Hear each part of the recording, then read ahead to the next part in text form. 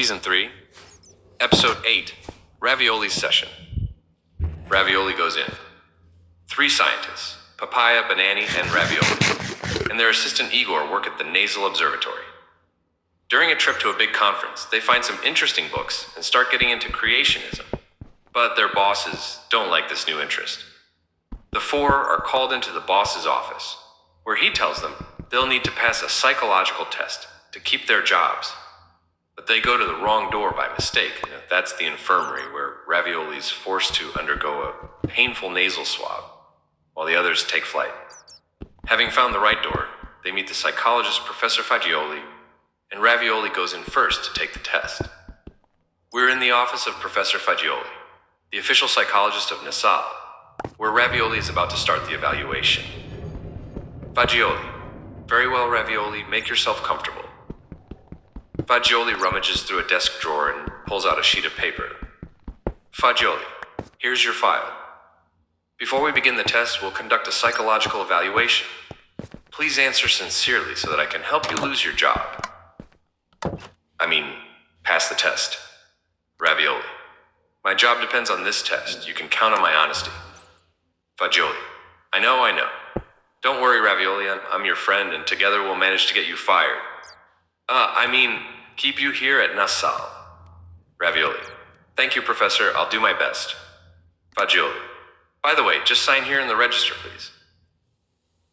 Fagioli hands Ravioli a pen and gestures for him to sign the register.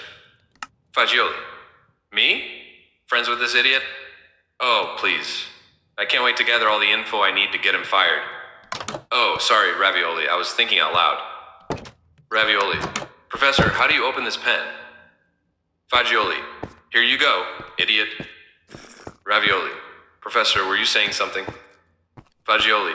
Oh, yes, I was saying, you'll see everything will go fine, Ravioli. Igor later commented. Fagioli was trying to make Ravioli believe that he cared about his case and reassured him that everything would be fine. Yeah, Fagioli. When Ravioli gets fired, everything will be just fine. For Naso. How funny. Evidence for the flood. 3 scientists, Papaia, Banani, and Ravioli, and their assistant Igor, work at the Nasal Observatory. They find some interesting books and start getting into creationism. But their bosses don't like this new interest and send them to a psychological test they have to pass to keep their jobs. By mistake, they get the wrong door and end up in the infirmary, where they are forced to undergo a painful nasal swab. Having found the right door, they meet the psychologist Professor Fagioli, and Ravioli goes in first to take the test. We are in the waiting room of Professor Fagioli's office, where the others are waiting while Ravioli takes the test. Back from the infirmary, the 3 have tears in their eyes from the extra-large swabs they were just forced to endure. Banani. Papaia, when will you stop being so absent-minded? Look where we've ended up this time. Papaia, sorry. Banani. Hey, Papaia. I was organizing the garage, one of those projects I've been postponing for years. Guess what happened? Papaia. I don't know. Did you find something? Banani. Exactly. I was moving things around and found an old box. And inside, guess what was there? Papaia. Let me guess. A book. Banani. How did you know? Papaia. I don't know. Something told me we'd get to this point. Banani. Well, anyway, I found an old book of my grandfather's and started reading it. And it's fascinating. Papaia. What's it about? A botany manual? Banani. Well, I must admit, botany is incredibly interesting. But the book I found is about something completely different. It's about a catastrophic historical event. The global flood. Papaia. The flood? You mean the one from the Bible? Banani. Exactly that one. Papaia. Yeah, Banani, but that's just a legend, not a historical event. Banani. That's what I thought too before reading this book. Papaia. Oh, really? And what made you change your mind? Banani. You see, Papaia, the author claims that the flood really happened, and the evidence is right before our eyes. Papaia.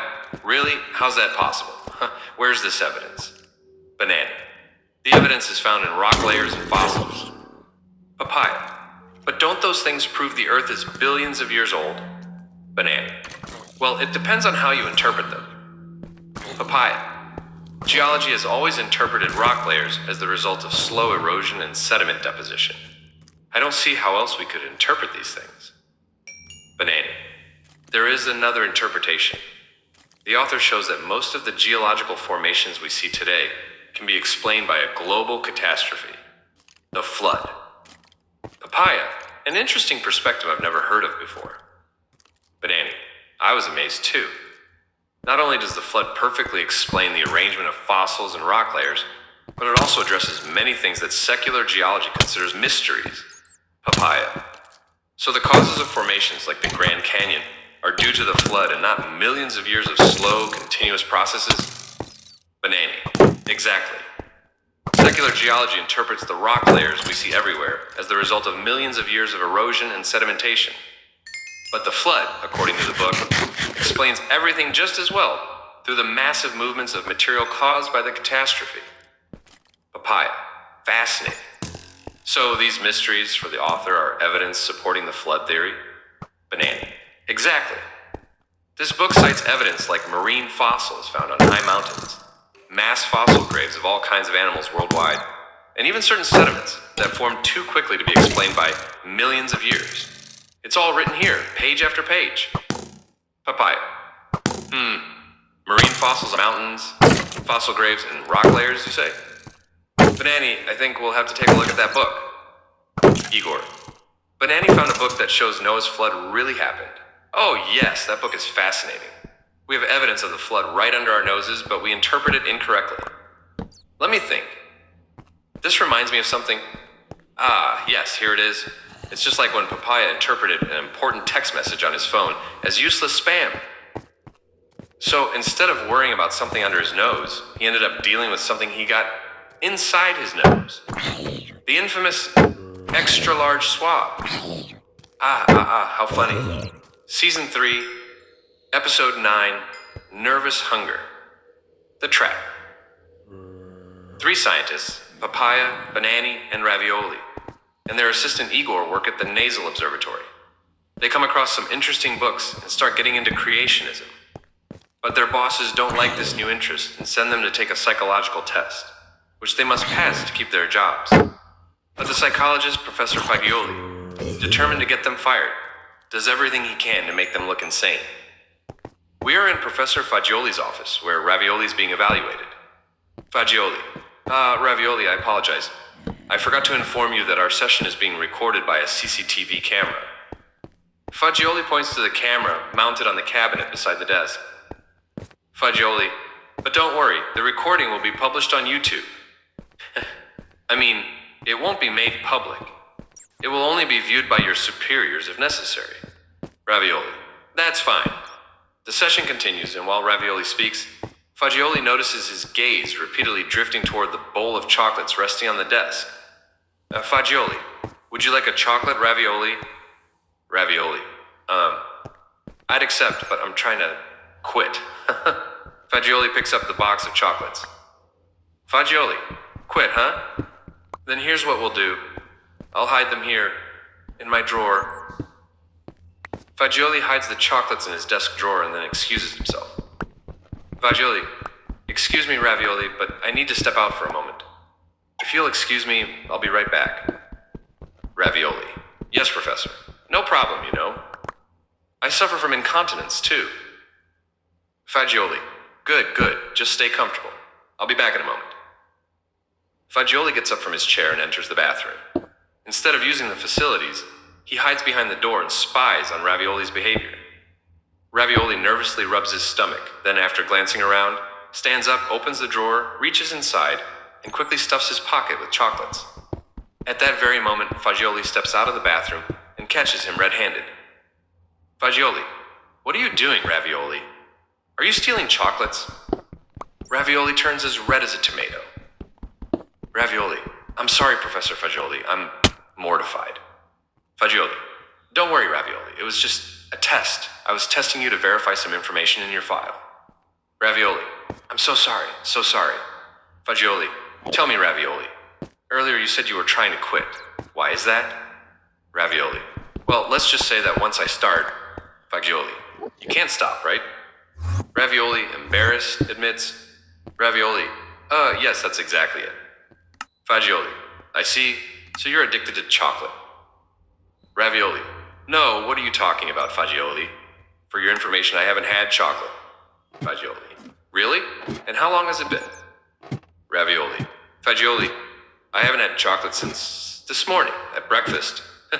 Fagioli, but Ravioli, it's still 9 a.m. Ravioli, I know it seems like nothing, but this is my personal record. Maybe this time I'll make it. Fagioli, yes, but I just caught you stealing chocolates. Ravioli, no, but I wasn't going to eat them. Fagioli, oh, give me a break, Ravioli. Everyone at the observatory knows about your addiction, and besides, it's written right here in your file. Ravioli, what? What does chocolate have to do with my job? Fagioli, chocolate has everything to do with it, Ravioli, and your nervous hunger is one of the issues that brought you here today. Ravioli, excuse me, Professor, but I still don't understand. Fagioli, you don't understand, huh? Then let me explain it to you. Here on your file, there's a record of several incidents where this little obsession of yours cost the company dearly. Ravioli, incidents? What incidents? Fagioli, let me refresh your memory, Ravioli. Fagioli quickly skims the file. Fagioli, here it is. For example, that time you cloned the company card to buy your sweet snacks from the vending machine at the airport. Ravioli, hey, who ratted me out? It was Papaia, wasn't it? Fagioli remained silent. Ravioli, irritated. I knew it, but he probably left out the part where he asked me to withdraw cash. And then he even tried to attack me. Fagioli, that's not my concern, Ravioli, but it is your problem now. Fagioli resumes reading the file. Fagioli, and on top of that, I have plenty of other cases like this one here. Ravioli is left speechless, unable to justify himself. Fagioli reassuringly, anyway, don't worry, we're here to fire you. I mean, to help you. Ravioli, thank you, Professor. Fagioli, let's see here. It also says in your file that you suffer from nervous hunger. Apparently, this has even compromised the results of your measurements on several occasions. Ravioli, yes, that's true. The boss has scolded me many times for my distractions, which only get worse as lunchtime approaches. Fagioli, rubbing his hands. Very well. You and I have already made some progress. Fagioli glances at the camera, ensuring the red light indicates the recording is on. He then smiles at the camera and gives 2 triumphant thumbs up before turning back to Ravioli. Fagioli, you see, Ravioli, our work requires patience and focus. We can't afford distractions. If you want to stay here at Nasal, you'll need to learn to control your nervous hunger, especially as mealtimes approach. There are exercises you can do at home. For instance, staying up all night and skipping breakfast. I suggest you start tomorrow morning by skipping breakfast. This will help you mess up even more. Strengthen your self-control. Ravioli. Oh, Fagioli. That's impossible for me. I don't know if I can do it. Fagioli. Ravioli, let me be direct with you. The situation is this. Either you manage it or you lose your job. Ravioli, resign. Fagioli. You think this poor fool believes us? What do you think, Tony? Fagioli pulls an old sock from his desk drawer and puts it on his hand like a puppet. It's his imaginary friend, Tony. Tony. Oh, yes, Fagioli. The fool totally bought it. Ha ha ha ha. Now he'll show up to work tired and starving, and he's bound to mess everything up. Igor later commented, Fagioli was like a spider spinning a web around his prey. Everyone knows Ravioli eats too much, so the real danger wasn't his interest in creationism. It was the risk of him breaking the whole web just by sitting down. How funny. Pangaea. 3 scientists, Papaia, Banani, and Ravioli, and their assistant Igor work at the Nasal Observatory. They come across some interesting books and start getting into creationism, but their bosses don't like this new interest and send them to take a psychological test, which they must pass to keep their jobs. But the psychologist, Professor Fagioli, determined to get them fired, does everything he can to make them look insane. We are in Professor Fagioli's office waiting room. where they are waiting for ravioli to be evaluated. Banani. Ouch, that extra large swab is still hurting me. Papaya. Don't even get me started.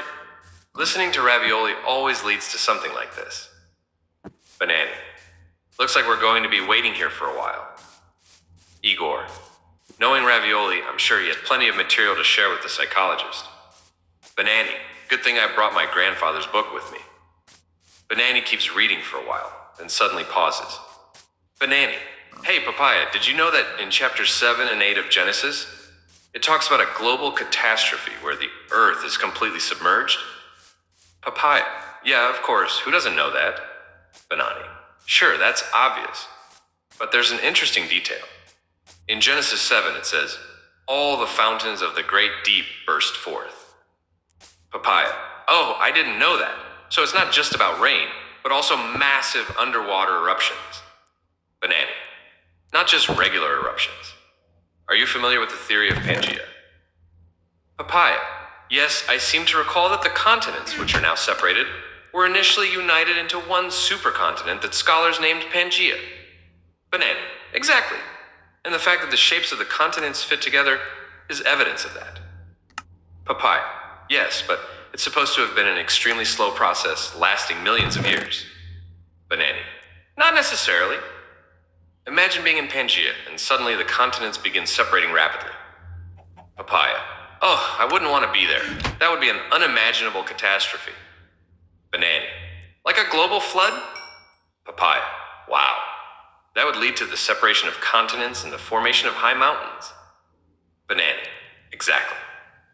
The author suggests that these eruptions could have shattered Pangaea, the original configuration of the continents, and caused their separation as we know them today. Papaia. So, we're not talking about a slow and steady movement of the plates, but rather a sudden shift caused by the catastrophe. Banani. Yes, exactly. The continents would have separated within a few months, not over millions of years. Papaya. Still, it seems highly unlikely that all the plates would shift simultaneously. Banani. If we think of it as a random event, that's true. But Genesis talks about a divine intervention, a decision by God to destroy humanity, saving only those on the ark. Papaya. Fascinating. That would be a biblical event whose effects we still see today. Banani. What do you think? Papaya. I'm not sure, but it does make sense. Banani. At school, they always taught us the millions of years theory, but I've never heard of this alternative hypothesis. Papaya. You're right, Banani. After all, the account in Genesis, seen this way, seems entirely plausible and not just a myth, as we were always taught. The sentence is mostly fine, but here's a refined version for better clarity and flow. Igor, Papaya has found a plausible explanation for the flood in the Genesis account. Well done, Papaya. Now all you need is a plausible story to explain to the psychologist how you managed to afford all these distractions at work. How funny. Season 3, Episode 10. The origins of ravioli's nervous hunger. Broccoli. 3 scientists, Papaya, Banani, and Ravioli, and their assistant Igor work at the Nasal Observatory. They come across some interesting books and start getting into creationism. But their bosses don't like this new interest and send them to take a psychological test, which they must pass to keep their jobs. But the psychologist, Professor Fagioli, determined to get them fired, does everything he can to make them look insane.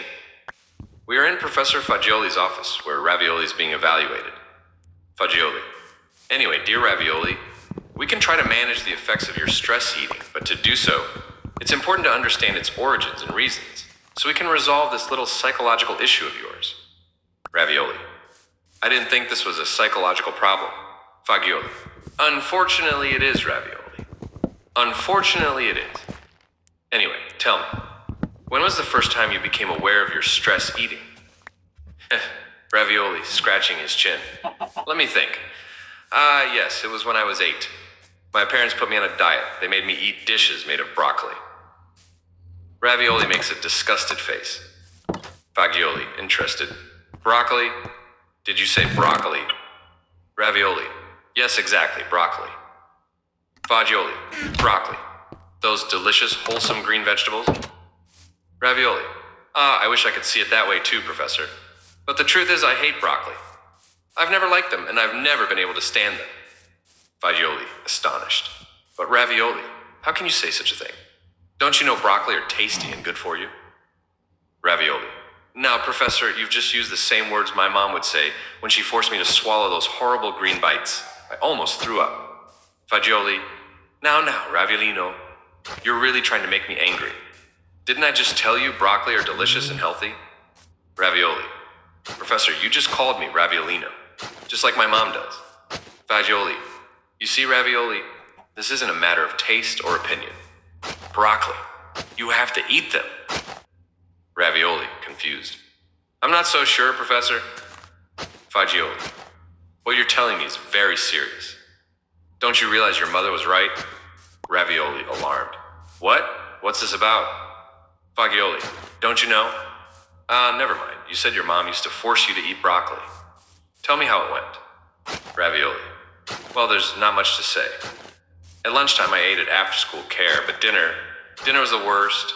Dinner time would come, and on the table, there were always broccoli. And if I didn't finish the whole plate, I'd get punished. Fagioli.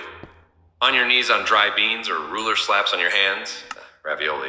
No, Fagioli, what are you saying? My mom never used those kinds of punishments. My punishment was having to listen to endless lectures about how good vegetables are for you. Fagioli. Ah, I see. Now it's all clear. I'm starting to understand why you've ended up in such bad shape. It was actually your mom who was too soft. Ravioli. Am I really in such bad shape, Professor? Time passes and Fagioli continues his lecture. His session with Ravioli. Fagioli. And yet you like pizza. Ravioli. Exactly. How did you guess? Fagioli. I know your type all too well. Ravioli. Now that I think about it, I'm hungry. Fagioli. And you'd like a nice pizza, thick, dripping with cheese and oil, topped with plenty of spicy salami slices. Right? Ravioli. Ah, my favorite. But at this time, the pizzeria is closed. Fagioli. It's only 9 in the morning. Ravioli. Ah, but there's that bakery downtown. Fagioli. Or maybe a big hamburger. Double or triple. Loaded with sauces. An absurd amount of fried bacon and cheddar. Ravioli. Professor, don't tempt me like that. It's only 9 in the morning. The fast food places are only serving breakfast at this hour. Fagioli. Of course, Ravioli, you like these things. And do you know why? Ravioli, interested. I don't know, Professor. Why? Fagioli. You like them because they're junk. Ravioli jumps, startled by Fagioli's shout. Fagioli, can't you see it? You're missing out on good, wholesome broccoli dishes, which are great for your body and mind. And instead, you're putting garbage into your body.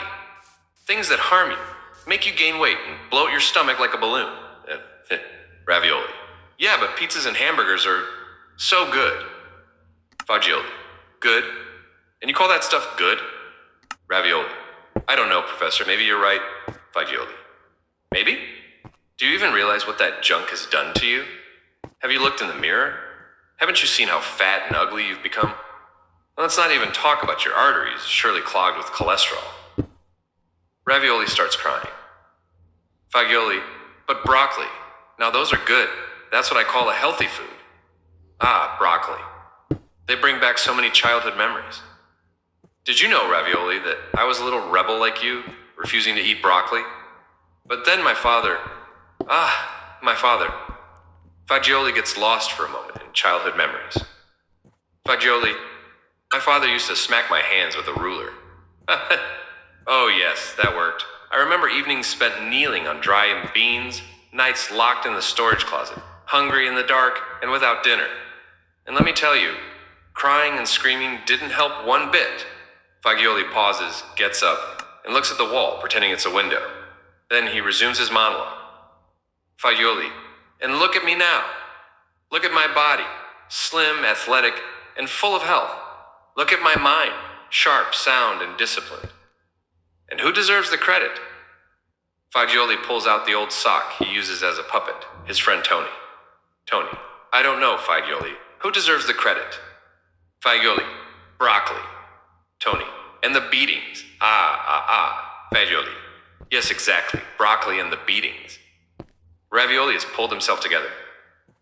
Ravioli. You're right, Fagioli. I'm a mess. Fagioli. Good. I see we're making progress. Right, Tony? Tony. The fatty's making progress. Careful. He doesn't overdo it. Miss Fat. Fagioli, encouragingly. But let's get back to you, dear Ravioli. Go on. You were telling me about the first time you felt this nervous hunger. Igor later commented, on one hand, Ravioli realized he was a mess. On the other hand, Fagioli didn't realize he was one bad day away from being a full-on psychopath. Which one would you choose? How funny. Ocean layers. 3 scientists, Papaia, Banani, and Ravioli, and their assistant Igor, work at the Nasal Observatory. They come across some interesting books and start getting into creationism. But their bosses don't like this new interest and send them to take a psychological test, which they must pass to keep their jobs. But the psychologist, Professor Fagioli, determined to get them fired, does everything he can to make them look insane. We are in Professor Fagioli's office waiting room, where they are waiting for Ravioli to be evaluated. Banani. Today the weather seems clear. Papaia. The forecast says it's going to rain. Banani, looking out of the small window in the room. Really? Doesn't look like it to me. I can't see a single cloud. Papaia. Sometimes they're wrong, but you never know. I always carry a raincoat in my pocket. I hate getting caught in the rain. Banani. A raincoat? Great idea. I never thought of that. I'll add it to my pocket toolkit right away. Papaia. Hey, speaking of rain, I saw you've made progress in reading your book. Banani. It's not mine, it's my grandfather's. Papaia. Oh, really? Is your grandfather still alive? That's impressive. How old is he? Banani.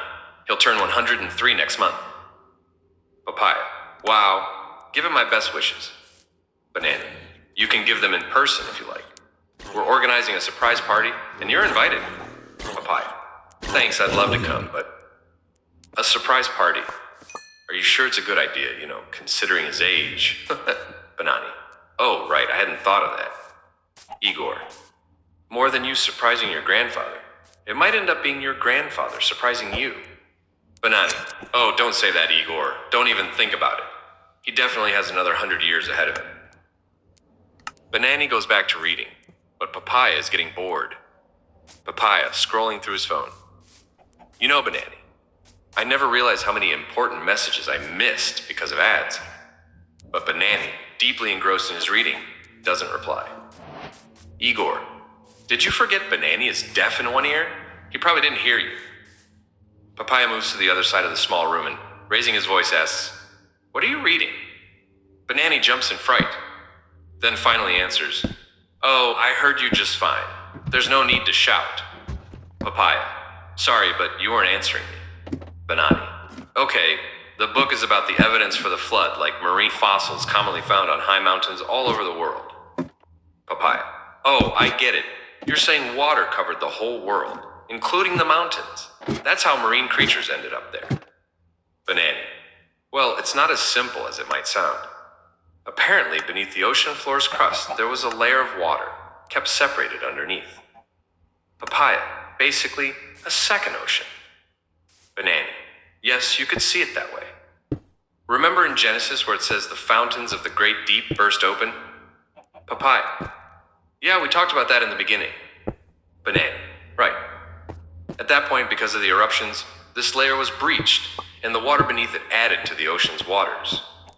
Papaia, raising the sea level. Banani, yes, but there's also a second mechanism. Papaia, I'm listening. Banani, along with water, an immense amount of lava erupted from beneath this second layer, forcing its way out. Papaia, yeah, so? Banani, hot lava is less dense than the rocks that make up the ocean floor. Papaia, definitely. Banani, so it tends to expand and rise, elevating the ocean floor. Papaia, so the amount of water increases, and at the same time, the seafloor rises. Banani, exactly. These two mechanisms cause the sea level to rise by over 1,000 meters. Papaia, Wait, I didn't quite understand where all that lava ends up. Banani, let me give you a practical example. Has your wife ever baked a cake in the oven? Papaya. Yes, I get it. The cake puffs up and rises. Banani. A good analogy might be a layered cake with a filling. Imagine a cake with 2 layers of dough, one on top and one on the bottom, with cream or jam in between. During baking, the heat causes the filling to boil, expand, and push the top layer upward, making it puff up. Meanwhile, the bottom layer remains more stable, but begins to solidify as it heats. The result is a cake that looks puffed up because the expanding filling forces the top layer to rise. This dynamic is similar to the model. The double layer represents the 2 seafloor layers. Filling is the water or lava, and the upward force mirrors the pressure generated by the eruptions. Papaya. Okay, so the future fossils end up on land, but you said the tall mountains hadn't formed yet. Banani. Correct. In the pre-flood world, there were no mountains as high as the ones we see today. It's estimated that the sea level rose by over 1,000 meters, enough to submerge everything. Papaya. Yeah, but at some point, the sea level started to lower, right? Banani. Yes, in Genesis we read that the fountains of the great deep closed and the waters receded, uncovering dry land. Papaya. And what was the mechanism that triggered this lowering of the sea level? Banani. Simple. Once the fountains closed and the eruption ceased, the lava began to cool, causing the seafloor to sink, which lowered the sea level to what it is today. This detail is found in Psalm 104, verses 5 to 9. Papaya. Yes, but that still doesn't explain how marine fossils ended up on the mountains. Banani. Right, because until that moment, tall mountains didn't exist. First, we mentioned that the waters eventually receded. Some marine creatures were left stranded on the newly exposed land. Papaya. Yes, but you said tall mountains didn't exist. How did they form? Banani. We said that the single supercontinent, Pangaea, broke apart during the year of the flood. Papaya. Yes, I remember. Banani. The continents moved from their initial united position to where they are today, all within a year. Ah, Papaya. They must have been moving at terrifying speeds. We're talking meters per second. Banani. Exactly. And some plates collided. The immense energy caused the rocks to rise, forming the tall mountains like the Andes and the Himalayas. Papaya. And that's how the remains of marine creatures ended up on top of them. Banani. Precisely. Igor. From what I gather, we can explain the presence of fossils on mountains with the flood, an enormous disaster. Now, what I still don't understand is how to explain the enormous disaster we're currently in. Oh, wait, that's right. The explanation is papaya. How funny. Thanks for watching. SavedBlog.com